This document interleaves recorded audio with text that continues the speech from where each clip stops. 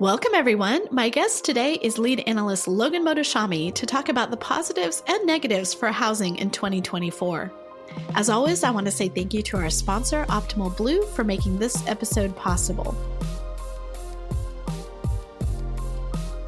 Logan, welcome back to the podcast. It is wonderful to be here, and the year is officially over for 2024. It's great to have you on, and let's take a look back at 2024, a year that ended up being very interesting for housing economics and something that you recorded and talked about throughout the year in different ways, of course, every week with the Housing Market Tracker. So give us the 10,000-foot view from your perspective of 2024.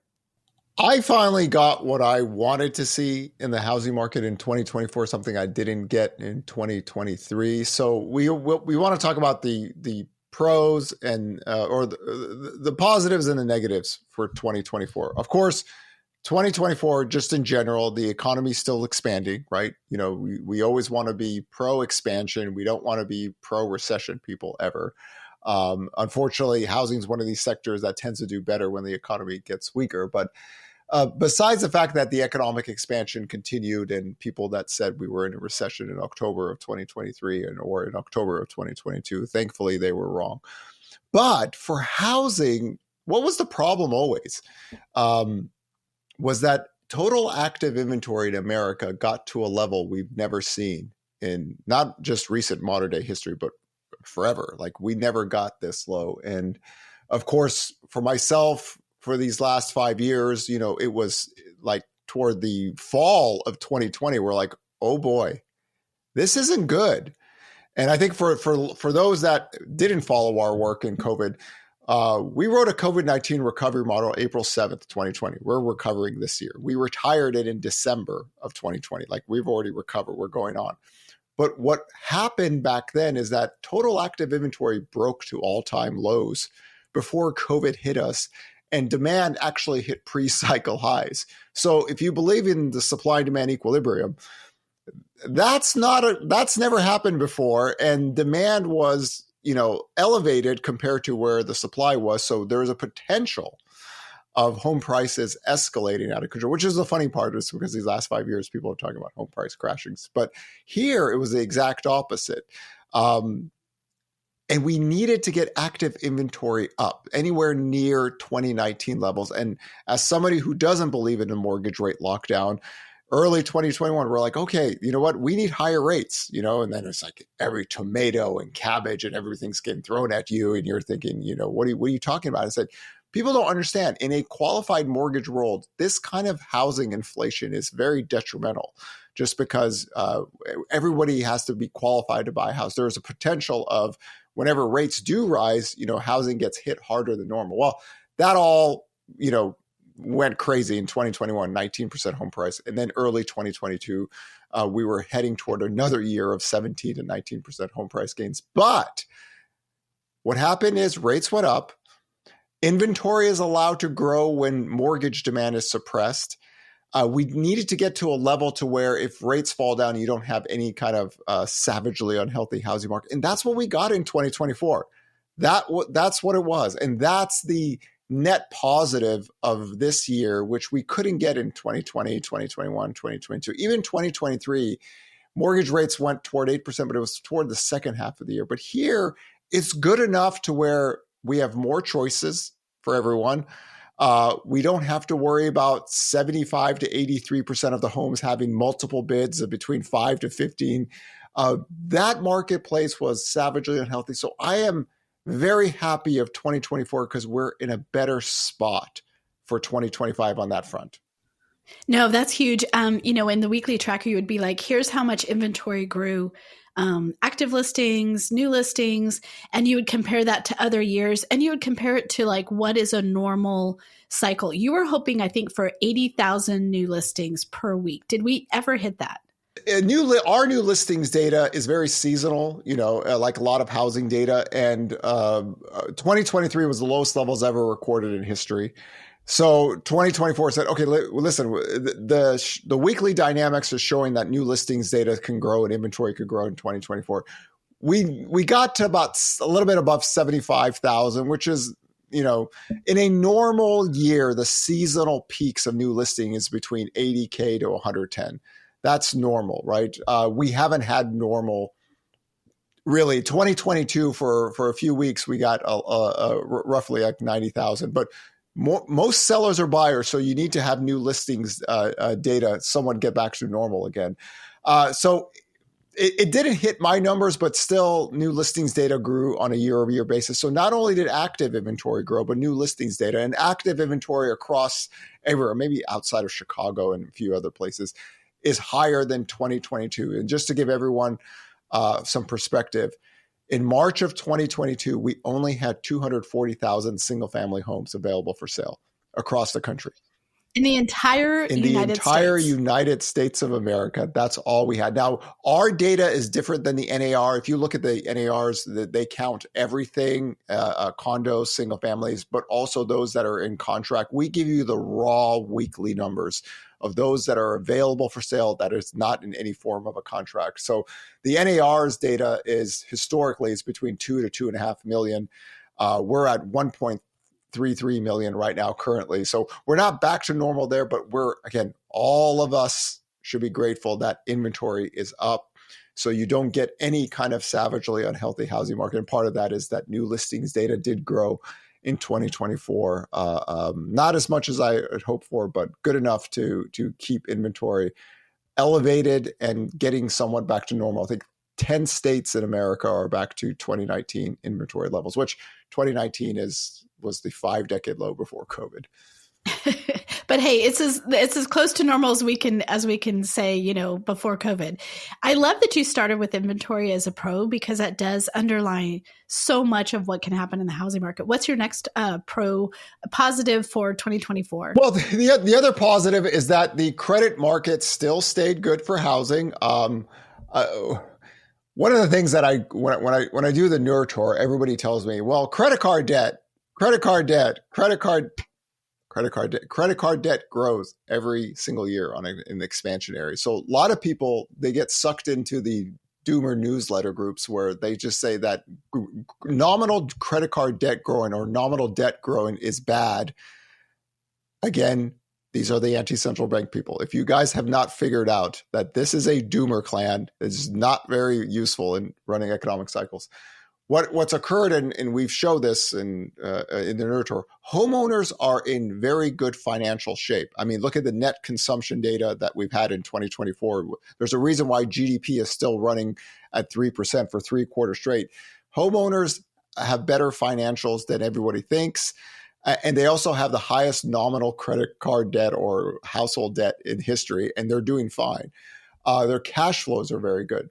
So during this time where a lot of people thought, okay, here comes the new listings, all these Airbnb, all these theories about massive inventory coming into the market, it was the second lowest year. So the credit profiles of homeowners, and that's kind of always been my shield. This is why I hold this line, because remember the whole forbearance crash, bros? Like a lot of people thought Americans in forbearance will all flood the marketplace. Forbearance ended as soon as it began. It just took time for it to get off the system.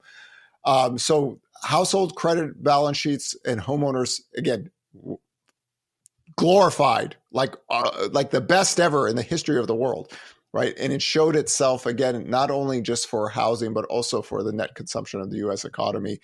These are the people that run kind of the middle class to upper middle class, and it held again. And this time it was good enough to even keep the consumption data going for GDP, which is in a sense a net negative for housing because the economy is growing above trend.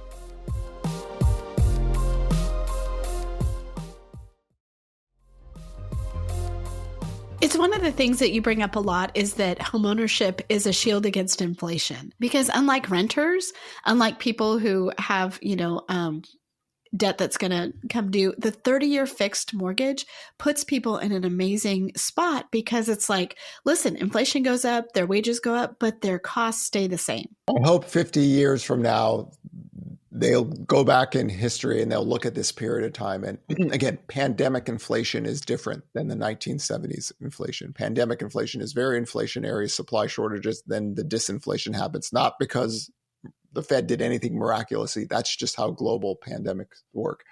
It was a once in a lifetime event where homeowners were great going into COVID.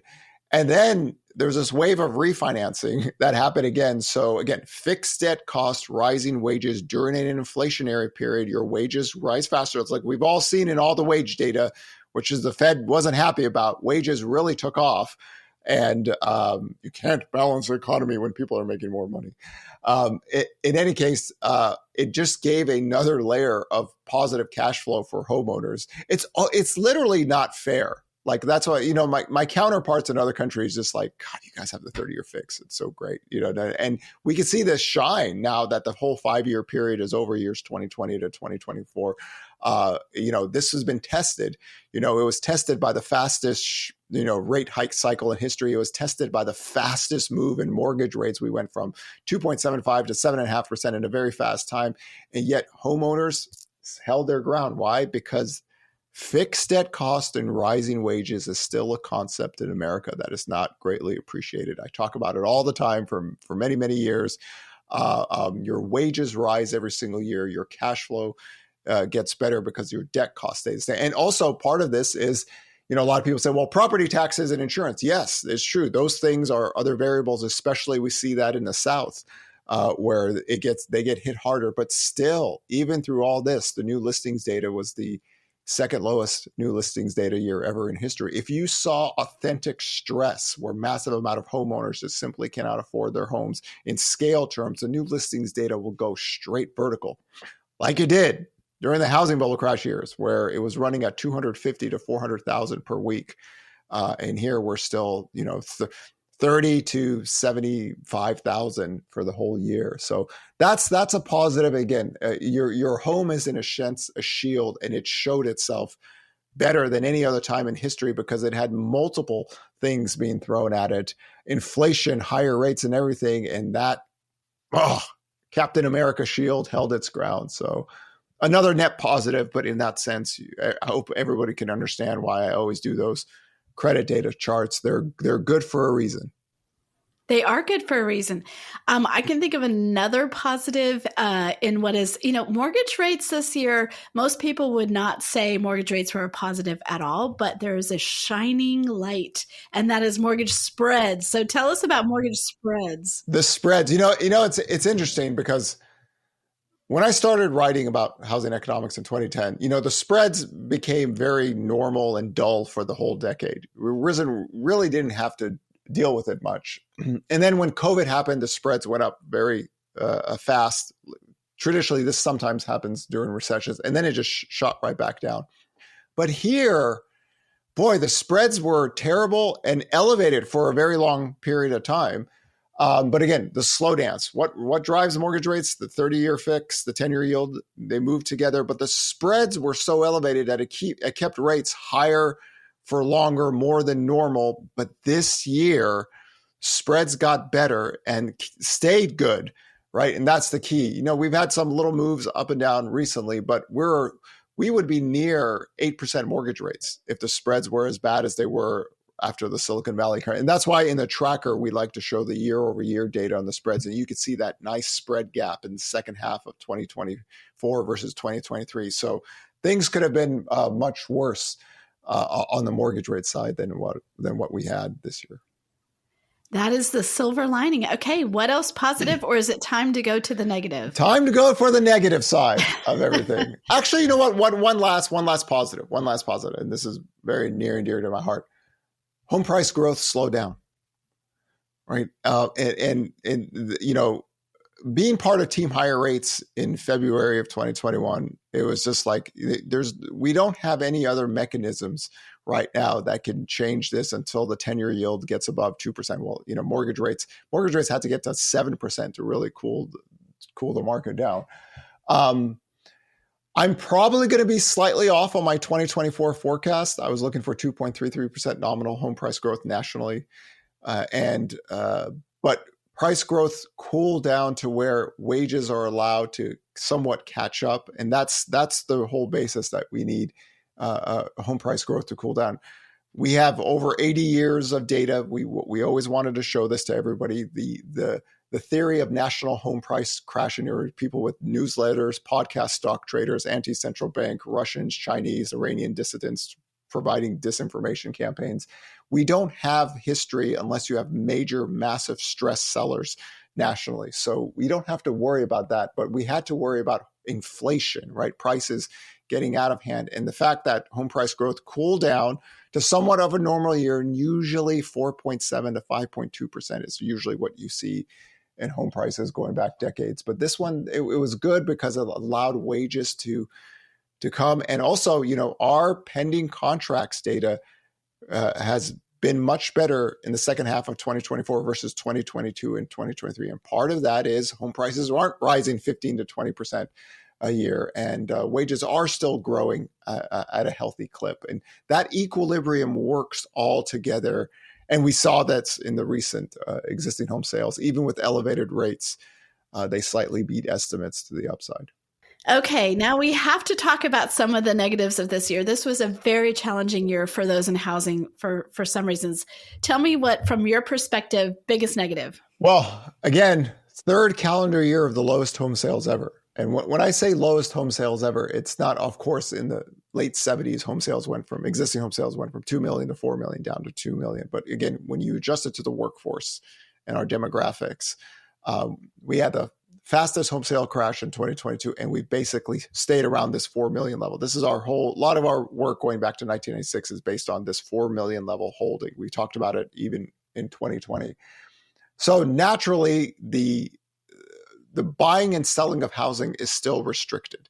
So housing the existing home sales market went into a recession June 16th, 5:31 p.m. And it's never really gotten out of it because you need credit and demand growth to get you there. And part of that is that, home prices escalate out of control, rates escalate out of control. There are parts of the country where taxes and insurance, so the housing inflation story is still a net negative because it's keeping demand suppressed. And again, when you have elevated rates and bad spreads, compared to the history of spreads and mortgage rates, mortgage rates just getting down to 6% can grow sales. We have not been able to hold that for a long enough to really have anything meaningful. So existing home sales still at very, very depressed home sale levels. There's another way to look at it is that total home sales right now, because new home sales have outperformed, near 5 million in the last decade. The peak was near 6 million. So 5.4 to 5.9 million total home sales would be a goal to achieve. You can get that, but it doesn't need mortgage rates at towards 6%. The easy answer was sub 6% mortgage rates because the builders have shown you can grow. We just don't have policy like that to promote that kind of housing growth yet. I think that's a difficulty. Of course, we're not seeing anything like the volatility we saw in 2022, which will go down in history as like one of the craziest years for mortgage rates, I think.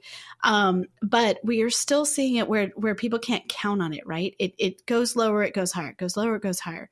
So, yeah, I definitely agree with that. Okay, next negative. Housing starts, right? So this is something near and dear to my heart going back in the last decade. I'm not a construction boom person. I've never have been. I always say that the builders never underbuilt in the last decade. I mean, I'm going to go to the grave with that. The builders only build off of their demand curve, right? Why is that, Sarah? Because they're not a charity. They are not the March of Dimes. And this goes all the way back to the 1960s, too. If you look at economic cycles with the builders, they just don't sit there and put their heads down and we're just going to build millions of homes and we'll just wait to see if we could sell them. That's not how they operate. So housing starts, recessionary levels, permits, recessionary levels, not shocking to us. We wrote that article in 2021 saying, hey, as soon as rates go up, all you people out there who think we're going to have a massive residential construction boom, it's not going to happen. So that's a net negative.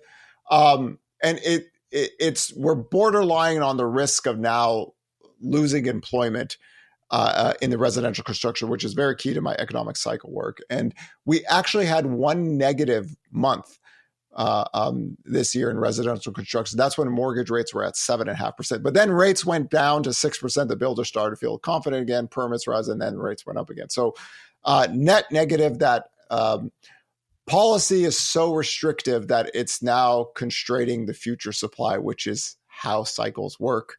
And we saw that in the data this year. And unless rates go lower for a longer duration, it's really hard to get single family permits to start rising again, or housing starts in general. And by the time it takes so long to get something completed, we're going to hit a kind of supply gap in about 2 years where we just we're not going to have enough supply to really maybe cool down in housing inflation as much as we want. And that's just the reality of economic cycles. This one is probably a little bit more egregious because it's the first time the Fed has had to deal with inflation. And we always harping back to Neil Kashkari's statement in 2023 when he went on TV. How do you balance an economy with mortgage rates at 6% and people buying homes? Because buying homes, having sex, having kids, household formation is inflationary. So there was their mindset out there. And that's kind of why they've taken a backseat to the housing story for the last 2 years.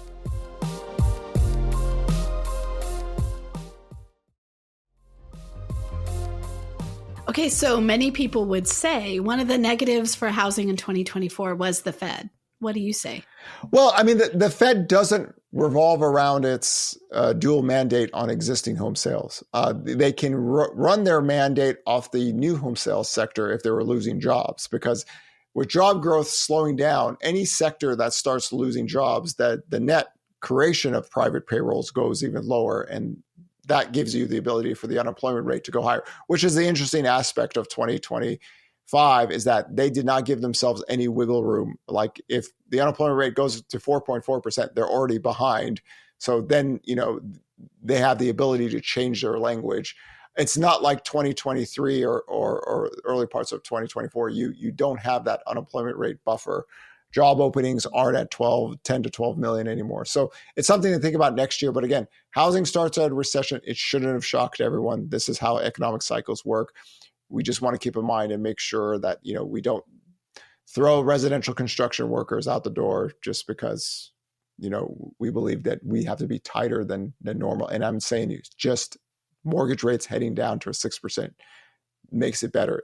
Nothing terrible is going to happen to the U.S. economy if mortgage rates get to 6%, especially now that active inventory is up. So active inventory is up, but the completion data is filling up, and this is why starts are at recession levels. So from your perspective, you're not saying that the Fed is one of the negatives of 2024 housing? Well, no, but just because the Fed is looking at the general economy, price stability, and keeping max employment. So naturally, because they're making sure things are restrictive, they would naturally be a negative for housing because that's their job, So being restrictive in their own models. Remember, the Fed has their own models, not what other people think. A lot of people would say, look, the stock market's at all-time highs, the economy's growing. Are they really? No, they're not restrictive enough to put the economy into recession yet. But for the housing market, naturally, housing gets disproportionately hit in this kind of environment, and then they disproportionately get better when the economy slows down or goes into a recession. Okay, looking back at 2024, another negative? Another negative to me is that there is a lot of drama, legal drama around housing. And again, dealing with everything else, with housing inflation, everything, not having a lot of clarity is also a net negative, right? With the lawsuits and, who's going to do what the seller and buyer are working with. We haven't seen too much dramatic detriment lately, but again, housing is one of these, it's your biggest purchase and it needs to be clear on what the rules are. So in a sense, when you have some confusion, then the seller and the buyer are not maybe on the same page as much. I think there's a lot of agents who have done a good job on trying to keep this process going fluidly. But it's never a good thing when you have the Department of Justice coming in and lawsuits back and forth and what's going to happen. And we're going to redo this and redo that. And the housing process should be very clear and transparent, and it makes it a more fluid process. So that was, in a sense, a net negative, is the confusion around what's going with the rules. Something you often say is that economics done right should be boring. And that's because in a perfect world, we wouldn't have to even think about economics. People in housing could do their job and not have to worry about it. But that has not been the case. There's been nothing boring about housing since 2019. Yes, this is true. Economics done right should be boring. And less drama is always a good thing.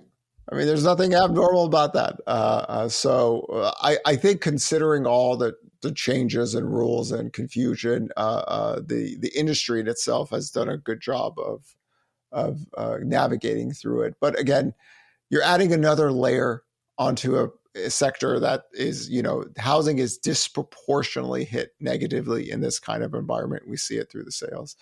And in that context, it was a negative that hopefully you get more clarity in 2025.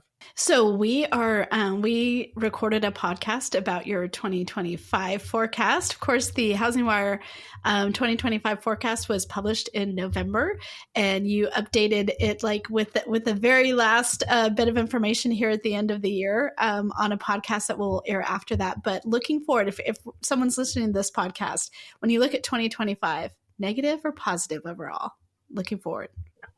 Existing home sales, positive. The negative is the wild card for 2025 to me is the new home sales sector. And again, the builders' completed units are rising. Housing permits are low. Housing starts are low. Their job is to, try to figure out how much homes they could put in production and how much they can sell through. So that sector becomes the wild card in 2025 because the apartment completion rates are coming in now. Remember how the completion rates was flat for years? It was really a sad chart. Now completions are picking up because the timeline, it took 21 months to finish these apartments. The labor risk is there in 2025 where it wasn't the case in 2022, 2023, and 2024. Why? Because the completed units of sales are rising. So this is why you have housing starts at recession. So the existing home sales market has the potential for not only a mild positive year, a much higher positive year than what people think, but it needs rates to get down to 6% because that's what the data showed us. The new home sales sector, though, has different variables to work with just because supply is up for them. Margins, right? Profit margins and supply. That's the kind of the theme for them. And that's something that I'm going to keep a close eye every single day for 2025. So today wraps, we turn the page on our 2024. Tomorrow, listen, you guys, because that is the 2025 forecast. Logan, thank you so much for being such a great voice and my partner in podcast crime twice a week to keep us informed. Really appreciate you. It's been a lot of fun. And like I said, I did not plan on being here after 2024, but someone's got to take on the doomers 24/7. So might as well be me. Glad you're here. No, we appreciate it. Might as well be you. All right. We'll see you tomorrow.